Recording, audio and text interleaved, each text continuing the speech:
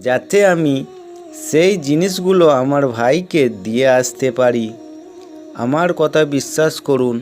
উমর রাদিয়াল্লাহু তাআলা আনহু বললেন, আমি তোমাকে বিশ্বাস করতে পারি যদি তুমি একজন জামিন জোগাড় করতে পারো, যে নিশ্চয়তা দিবে যে তুমি ফিরে আসবে। বালকটি দরবারে চারিদিকে তাকালো।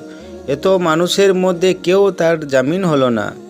সবাই নিচের দিকে তাকিয়ে রইল। হঠাৎ দরবারের পিছনে থেকে একটি হাত উঠল। কার হাত ছিল এটি? প্রখ্যাত সাহাবী আবু যর গিফারি রাদিয়াল্লাহু তাআলা আনহু। তিনি বললেন, আমি তার জামিন হব। চিন্তা করুন, জামিন মানে হলো যদি বালকটি ফিরে না আসে তবে আবু যর গিফারি রাদিয়াল্লাহু তাআলা আনহুর শিরচ্ছেদ করা হবে। সুতরাং বালকটিকে ছেড়ে দেওয়া হলো। একদিন গেল, দ্বিতীয়